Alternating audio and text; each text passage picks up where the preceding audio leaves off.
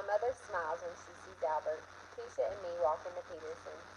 She seats us in a booth right in the middle of the restaurant and takes our order. Keisha sits next to me, and Albert fills a good part of the seat across from us. So, Keisha begins, thanks for inviting us for ice cream. You're welcome. Must be cool to come here every day, she says. Is the ice cream free? Albert asks.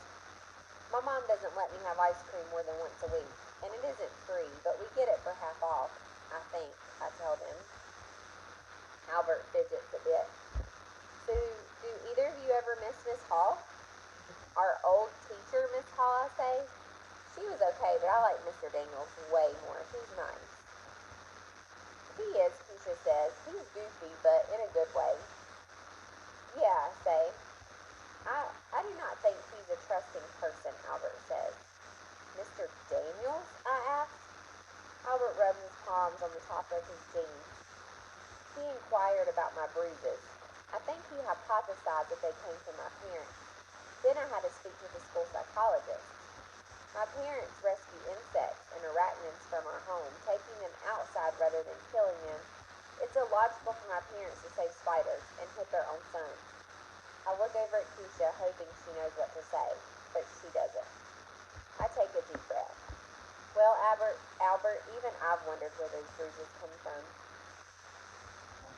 His voice is quiet, like a boy, not a robot version of one. There's a group of boys. I meet them many days after school. You meet them? Keisha asks. Well, no, he says. They meet me. I'm sorry, I say. He nods once and stares at the floor. Can't you tell anyone? I ask. Albert shrugs. Would you at least hit them back? Keisha asks. I don't believe in violence, and anyway, it seems to me that big kids would get the blame in a fight. No one's going to think a big kid like me didn't start it, so they would assume I give the punches, not receive them. He stares at his vanilla ice cream and looks up, maybe a little happier. This reminds me of ice cream on Ellis Island. You may have a skull full of brains, but again, Albert, you have no sense. When the immigrants came to America through Ellis Island, they would sometimes get ice cream for a treat. But they didn't recognize ice cream. They thought it was butter, so they would spread it on toast. We laughed. I think this is like that. Those boys just think I'm a fighter, so they fight me. No, Albert, Keisha says, they think you won't fight. They think you'll just keep being their punching bag. That's why they fight you. His eyebrows scrunch up. Albert, this is no joke, Keisha says. They leave nasty marks on you. Don't your parents get mad? My mother would hunt down anyone who did that to me. My father's busy with his inventions and my mother has other things to worry about. You should ask them for help, I say. I think Keisha is right. He shrugs. I don't want help. I should be able to solve this. Albert, Keisha says, her eyes wide and angry. You can solve this. Just don't let those boys count on you. You said you're bigger than they are. Yes, I call them the fire ants, a group of small beings that can become overwhelming. I laugh, but I'm really sad on the inside. No, seriously, Albert. Keisha's downright mad right now. Teach them a lesson and hit them back. I don't think it's within my nature to hit someone. I will not meet violence with violence. I won't stoop to their level. Stoop to their level, I ask? If I act like them, I'm no better, he says. Well, I say this is like trying to give Jello a spine, Keisha says. Albert squints, which makes me wonder if he's actually mad. Some of the most lethal creatures on Earth are invertebrates. Don't throw that science at me, Keisha says. All I know is that you need to stick up for yourself. If you just let them do that, it's like you're telling them it's okay. Albert is quiet. Keisha's voice is no longer soft. I just don't get it, Albert. What in the world would it take for you to fight back? Albert looks upset. I know Keisha's trying to help him, but I think it's like throwing him an anchor for a life jacket.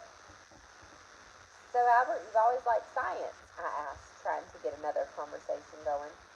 But Keisha gasps and looks at the ceiling. She's just frustrated with Albert. Yes, Albert says, but Allie, I would like to ask you a question. Sure, go ahead. Shay's not kind to many people, but I have observed that she is the most unkind to you, and I don't understand it. Do you know why? Yeah, Keisha says, she really does seem to have it in for you. Yeah, well, oh, is there a story? Keisha says, I just love a good story. There's no story. I won the art award last year. She was mad about that.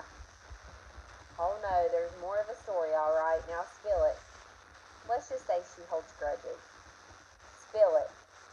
Use the word grudges and there's got to be a really good story. Well, on my second day here last year, I bought a bag of cheese crackers at lunch. I was assigned to sit next to her, which she wasn't so happy about. I was almost done with my sandwich when she grabbed the bag of crackers from the table and ripped them open and ate them. Are you kidding? She did that? I nod. I really don't want to finish the story. She is unbelievable, Keisha says, shaking her head. Anyway, I kind of had this habit of doing things without thinking. Well, I paused. I used to do it even more than I do now. So when she took a piece of cake out of her lunchbox, I reached over and I stuck my fingernails through the frosting. I grabbed a hunk and I stuffed it in my mouth. Well, hey, she was giving it back to her, wasn't she? Keisha hangs over the table laughing while Albert looks like I stuck him with a pin. You did that? He asked. And then, I really don't want to tell him. While I licked the frosting off my fingers, I asked her, so how do you like that? I cringe when I think of Shay's face, total surprise followed by looking at me like I was a disease on 2 feet. And somehow, deep down inside, I knew I was going to pay for that forever. But Keisha was still laughing. That is the best. More people ought to put that girl in her place. She walks all over everybody. I kind of think out loud. She thought I was a freak. She deserves it. Just taking your food like that? Are you kidding? Well, the thing was, I say, and then I stop because I can't quite push out the rest. I was mad that she'd eat my crackers. But when lunch was over, I reached into my jacket pocket and I found mine. Keisha laughs loud and long while Albert raises his eyebrows. Wait, Albert said. She didn't actually eat yours? And I shake my head. So, she thought that she had taken her crackers when she must have just dropped it and it went in her coat pocket. So, Shay never really took her crackers. So she thinks she grabbed a hunk of her cake for no reason, Keisha said.